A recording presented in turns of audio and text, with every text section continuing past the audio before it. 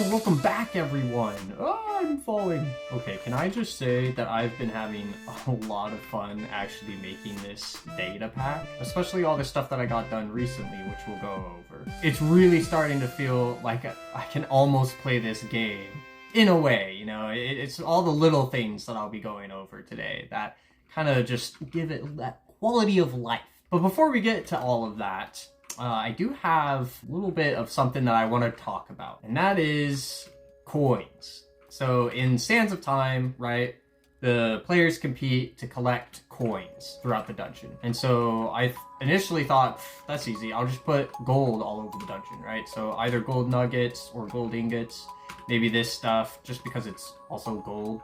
And the players can run around and find that, and then that will collect and add to their score. But I actually am planning to use gold as the reward system for another data pack that I'm planning to make in the future. In fact, that data pack is the whole reason why I started making this project, is because it's going to be a game similar in scale to Sands of Time, and I wanted to see if I can make this in the data pack to see what the limits are with stuff in data packs and what I can and can't do, what kind of obstacles I'll be facing. So gold is a good option, but again, probably not what we'll be using for red Sands of Time. So then I started to look at the other, minerals that you find in the mines and try to gather and collect.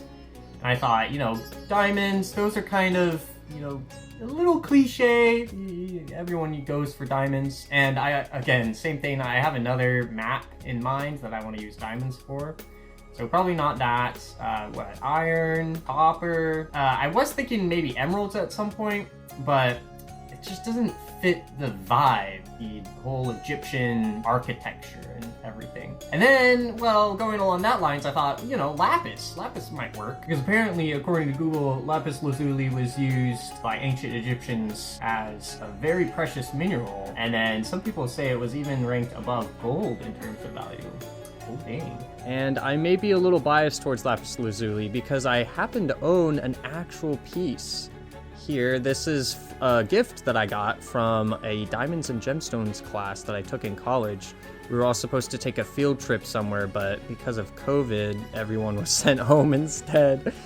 So as a way to compensate, the professors sent out little gemstones to all their students, and I got this as a little present. Pretty cool, huh? And the one last thing that lapis has going for it is it's definitely visible. It offers a strike contrast in colors compared to all the warm colors that we're using throughout the build. But I get that the texture is it's just kind of ugly. So I don't know. I wouldn't be opposed to maybe switching that out for maybe amethyst or honeycombs. And if we do go that route, we'll have to swap out some kind of path of the vault and key. So if we use honey, we might use like honeycomb blocks and then honey blocks to represent the path to the vault and the path to the key. And the player can run around and collect honeycombs because they kind of look like coins a little bit. But I'm open to the idea of changing it from lapis to something else. I've just implemented everything using lapis for now. So you can see if I throw this on the ground, I have a little particle effect around it. And then if I pick it up, I get, $1. And then if I actually find multiple lapis right next to each other, as I pick it up, you'll see $1, and then it changes to say +2, +3, as in the regular game of Sands of Time. Alright, let's talk mobs for a second here. So in the regular game of Sands of Time, I think there's about 9 different mobs that you'll see running around when you're trying to find coins and whatnot. You have your zombies, your skeletons, your creepers, pillagers, spiders, blazes in some cases. These guys won't spawn in, spawners or whatever. They're only found in certain rooms. Magma cubes, dang freaking silverfish, husks. For some reason, even though you have saturation, so these guys don't really offer any kind of difference in flavor. And then pillagers. Let's be real, silverfish? They're so annoying. Dude, look at these guys. They're so hard to hit and everything. Oh.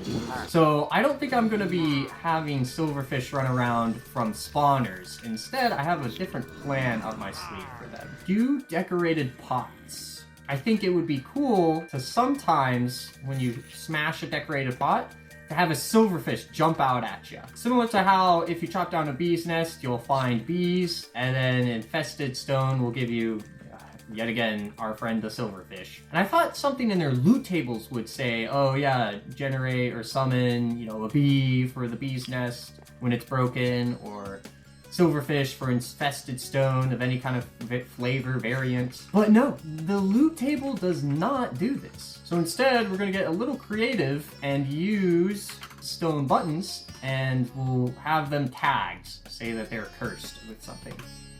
So they will be put in the loot table of our decorated pots. And in our tick function of our data pack, we'll say, okay, if we ever see a cursed button, we're gonna summon a silverfish at its position, then have the silverfish rotate to look at the nearest player so it sees them and starts attacking them. Oh, hello. And then we'll just kill the button. Okay, so check it out here. I've got the loot table all figured out. So we have two pools. So this first one has the stone button, and then we just give it a tag. So there is a 0.2 chance, the 20% chance that a button will appear. And then outside of that, we just have, you know, the normal items that a player can find, such as torches, arrows, again, lapis in different quantities, splash potions, maybe some armor, golden apples, and then better tools and weapons. So if I get out of creative mode and I start smashing these pots, we'll start to see that we can have different loot generate. And then once in blue moon or so, you know, every so often we get a silverfish that spawns. Gosh, these things are so annoying! I've also put in flint and steel into the loot table of decorated pots. I think this would be a fun mechanic if in some rooms you'll see some candles laying around. And then you could use your flint and steel to light those up and then get some money off of that. If you have a flint and steel, that might just be a cool little addition. Because we aren't going to be using rusty keys to open up rusty doors. It's not that it's a bad game mechanic or anything, it's great. I'm just not implementing that, okay? So I feel like this is a good trade-off. Well, instead of having rusty keys with little doors to open up different sections of the paths, we'll have flint and steel that you could possibly acquire from a decorated pot to light up some candles that you might see here and there to get some extra money. In order for that to work in creative mode, we have to make sure that the can place on tag is specified for blue candles and only unlit blue candles. That way we can use our flint and steel on those and then nothing else. All right, now let's talk teams. So I've created the teams. You see all 10 teams, here they are, in all their colors. So if I do /team, team join, and I join the aqua axolotls. Now if I have the glowing effect, I will glow whatever color my team color is. I've also created a cool loot table that gives you the appropriate carpet color of whatever team you're on. And then I have an advancement that is triggered by the player every time they place down a carpet. It will give them another carpet of whatever team they're on. What's also cool about the carpets is the can place on tag does not include other carpets. So if I go into adventure, right, I can place it on brown mushroom blocks, but I can't place carpet on top of more carpet. And so that just helps, you know, with the issue that you see sometimes where the players will place more carpet on top of other carpet. Now, as a server plugin goes, you can cancel that event, but you still see it for like a split of a second, and that's, you know, just kind of annoying. This way, you don't see it at all, ever. In fact, even if I give myself a full stack of this stuff and go back into adventure mode, like, I tried clicking on this again and again, and it just won't let me. So this is nice. See if I join yellow team now, and I try placing a carpet, and now I'll get yellow carpet instead. Pretty cool. And then I created a simple little function that basically equips the player in full leather armor, and then gives them all of the start items. And then the start items is a loot table that holds all of the, you know, your tools, like a bow, your stone sword, and blah, blah, blah. And then it gives you a stack that gives the carpet of the carpet color, that gives a stack of the carpet color of whatever team you're on.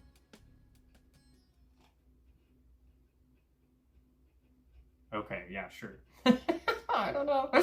So if I do /function, give start items, and I'm on yellow, I will get full leather armor, all the tools, my torches, and then yellow carpet. Let's go, baby!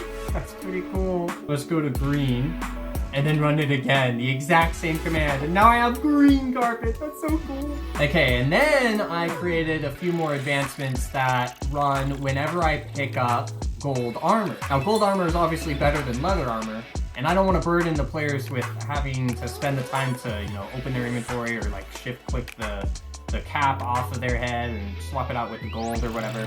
So the game's gonna do this for us automatically using this advancement. So when I collect this helmet, it just swaps it all into my head. It does destroy the leather cap, but I think that's okay because for simplifying the inventory, we want to keep this decluttered as much as we can.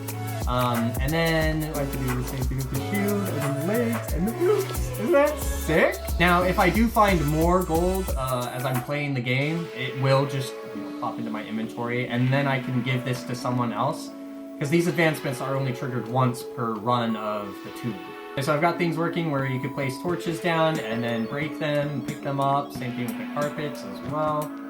You don't really think about these things when you're playing the game, or if you're making them, you gotta implement it somehow. These things don't just happen on their own. Same thing with red sand, so if I break red sand, it needs to drop the appropriate red sand with the tags defined on it. And the tags for red sand are that it can only be placed on magenta terracotta, magenta glazed terracotta. This stuff. No, it can't be placed on this. It's a composter. So you place the sand here. You can't place it anywhere else.